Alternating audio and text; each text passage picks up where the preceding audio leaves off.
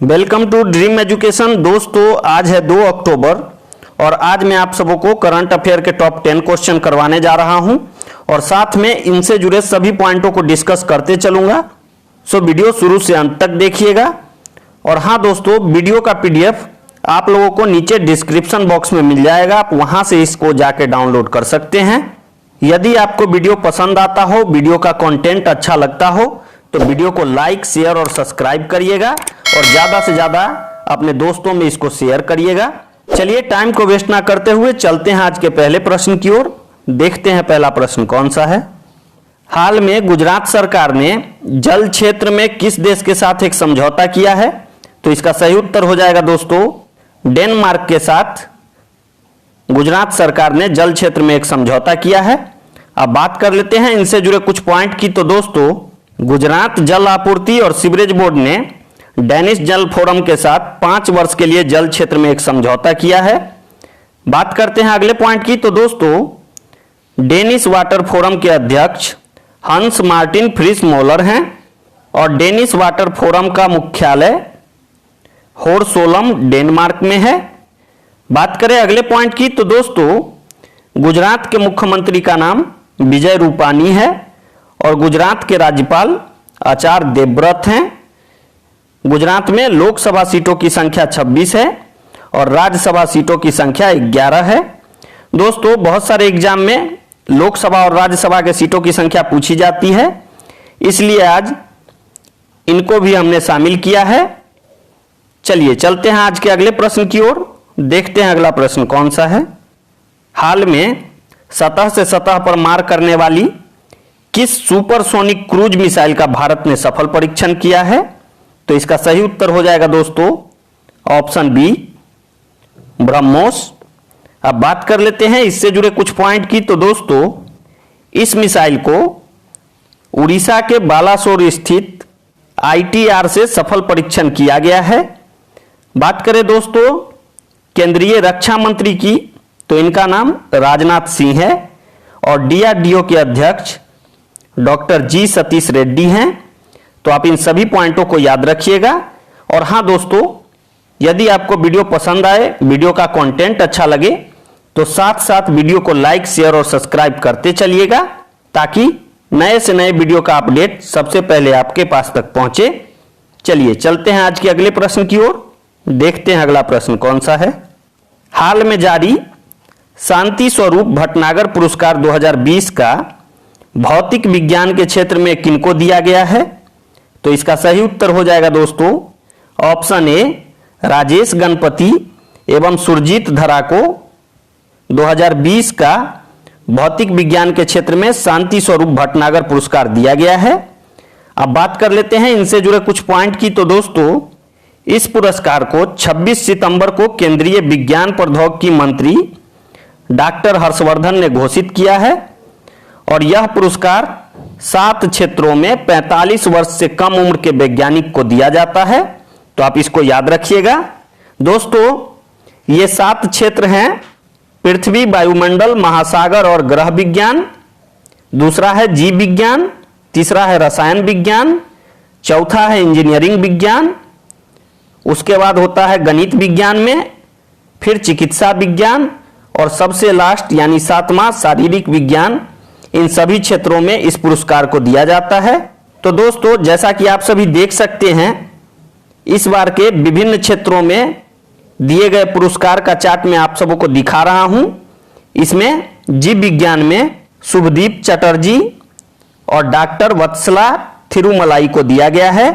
रसायन विज्ञान में ज्योति मौर्य डैश और सुबी जैकब जॉर्ज को दिया गया है। इंजीनियरिंग विज्ञान में अमोल अरविंदो कुलकर्णी और किंसुक दास गुप्ता को दिया गया है। और दोस्तों, पृथ्वी, वायुमंडल, महासागर और ग्रह विज्ञान में डॉक्टर अभिजीत मुखर्जी और डॉक्टर सुरेंद्र दत्ता को यह पुरस्कार दिया गया है।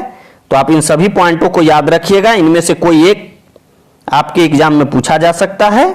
चलिए चलते हैं आज के अगले प्रश्न की ओर। देखते हैं अगला प्रश्न कौन सा है।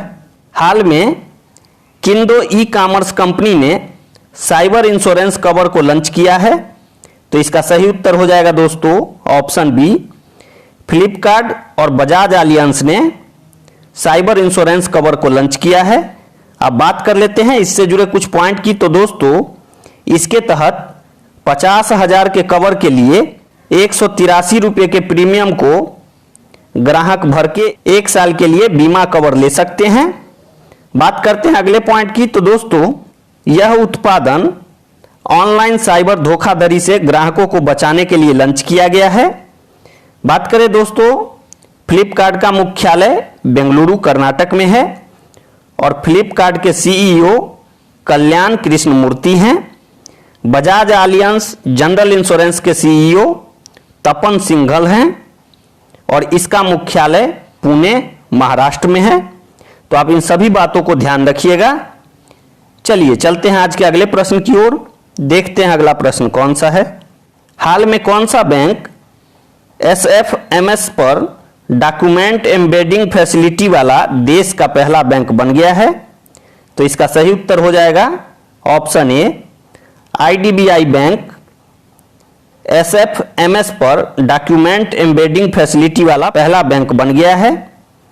बात करते हैं इससे जुड़े कुछ पॉइंट की। तो दोस्तों भारतीय प्रौद्योगिकी और संबंध सेवाओं के यानी IFTAS के संदेशों के साथ डॉक्यूमेंट एम्बेडिंग फैसिलिटी वाला पहला बैंक IDBI बना है। बात करें अगले पॉइंट की। तो दोस्तों इसके तहत डिजिटल रूप से हस्ताक्षरित दस्तावेज का प्रसारण होगा जो लेन देन में विश्वसनीयता को बढ़ाएगा। बात करें अगले पॉइंट की। तो दोस्तों IFTAS RBI की पूर्ण स्वामित्व वाली सहायक कंपनी है और इसके अध्यक्ष त्वरना रविशंकर हैं और इसके CEO का नाम N राजेंद्रन है। इसका मुख्यालय मुंबई महाराष्ट्र में है। बात करें दोस्तों IDBI बैंक के अध्यक्ष MR कुमार हैं और इसके MD और CEO राकेश शर्मा हैं। IDBI का मुख्यालय मुंबई महाराष्ट्र में है और इसका टैगलाइन बैंकिंग फॉर ऑल, आओ सोचे बड़ा। ठीक है दोस्तों, तो इसके टैगलाइन को याद रखिएगा। बहुत से एग्जाम में डायरेक्ट टैगलाइन ही पूछ लिया जाता है। ठीक है दोस्तों, उम्मीद करते हैं आपने सभी प्रश्नों को अच्छे से समझा है। चलिए चलते हैं अगले प्रश्न की ओर। देखते हैं अगला प्रश्न कौन सा है। हाल में किनको FTII गवर्निंग काउंसिल का चेयरमैन बनाया गया है? सही उत्तर हो जाएगा दोस्तों ऑप्शन ए शेखर कपूर को। बात करते हैं इससे जुड़े कुछ पॉइंट की। तो दोस्तों फिल्म निर्माता शेखर कपूर को film and television institute of India society का नया अध्यक्ष बनाया गया है और यह BP सिंह का जगह लेंगे। बात करें अगले पॉइंट की। तो दोस्तों film and television institute of India society की स्थापना 1960 में पुणे में हुई थी। तो आप इसको याद रखिएगा। चलिए चलते हैं आज के अगले प्रश्न की ओर। देखते हैं अगला प्रश्न कौन सा है। प्रत्येक वर्ष वृद्ध व्यक्तियों का अंतर्राष्ट्रीय दिवस किस दिन को मनाया जाता है? तो इसका सही उत्तर हो जाएगा दोस्तों ऑप्शन सी। 1 अक्टूबर को प्रत्येक वर्ष वृद्ध व्यक्तियों का अंतर्राष्ट्रीय दिवस मनाया जाता है। अब बात कर लेते हैं इनसे जुड़े कुछ पॉइंट की।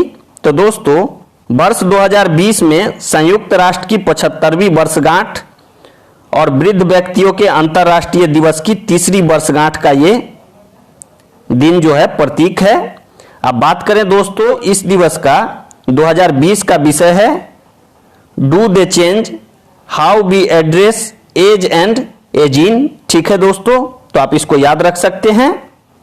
अगला पॉइंट है इस दिवस को संयुक्त राष्ट्र महासभा ने 14 दिसंबर 1990 को 1 अक्टूबर को मनाने की घोषणा की थी। तो आप इसको याद रखिएगा। चलिए चलते हैं आज के अगले प्रश्न की ओर। देखते हैं अगला प्रश्न कौन सा है। हाल में ऑपरेशन मेरी सहेली को भारतीय रेलवे के किस जोन ने लॉन्च किया है? तो इसका सही उत्तर हो जाएगा दोस्तों ऑप्शन ए। दक्षिण पूर्व रेलवे ने ऑपरेशन मेरी सहेली को लॉन्च किया है। अब बात कर लेते हैं इससे जुड़े कुछ पॉइंट की। तो दोस्तों यह ऑपरेशन पूरे सफर में महिलाओं के सुरक्षा से संबंधित है और दक्षिण पूर्व रेलवे का महाप्रबंधक संजय कुमार मोहंती हैं और इसका मुख्यालय कोलकाता वेस्ट बंगाल में है। ठीक है दोस्तों। और हाँ दोस्तों, यदि आपको वीडियो पसंद आया हो, वीडियो का कंटेंट अच्छा लगा हो, तो वीडियो को लाइक, शेयर और सब्सक्राइब करिएगा और ज़्यादा से ज़्यादा अपने दोस्तों में इसको शेयर करिएगा। चलिए चलते हैं आज के अगले प्रश्न की ओर।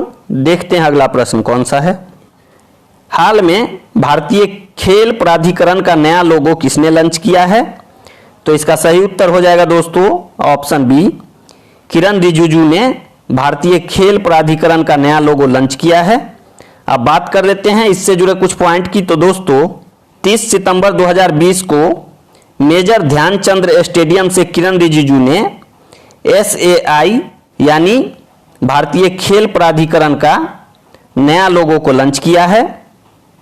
बात करें अगले पॉइंट की, तो दोस्तों इसमें एक फ्लाइंग फिंगर है जो कि इसके सफलता का प्रतीक है और भारतीय तिरंगा और नीला चक्र को भी इसमें शामिल किया गया है। बात करें दोस्तों SAI के महानिदेशक की, तो इनका नाम संदीप प्रधान है और इसकी स्थापना 1984 में हुई थी। केंद्रीय खेल मंत्री का नाम, जैसा कि आप सभी जान रहे हैं, किरण रिजिजू है। तो आप इन सभी बातों को ध्यान रखिएगा, आने वाले आगामी एग्जाम में आपके लिए बेहद महत्वपूर्ण हो सकते हैं सभी पॉइंट। चलिए चलते हैं अगले प्रश्न की ओर। देखते हैं अगला प्रश्न कौन सा है। हाल में अनुसूचित जाति यानी SC कोटा के छात्रों के लिए किसने Ambedkar social innovation and incubation mission यानी ASIIM को लॉन्च किया है? तो इसका सही उत्तर हो जाएगा दोस्तों ऑप्शन बी, थावर चंद गहलोत ने इस मिशन को लॉन्च किया है। अब बात करते हैं इससे जुड़े कुछ पॉइंट की। तो दोस्तों केंद्रीय सामाजिक और अधिकारिता मंत्री थावर चंद गहलोत ने SC छात्रों के बीच नवाचार उद्यम को बढ़ावा देने को Ambedkar social innovation and incubation को लॉन्च किया है। और हाँ दोस्तों, इसके तहत SC उद्यमियों को भी सहायता दिया जाएगा। तो आप इन सभी पॉइंटों को याद रखिएगा। दोस्तों कैसा लगा आज का यह वीडियो, कमेंट कर जरूर बताइएगा। आज के लिए इतना ही। Thanks for watching.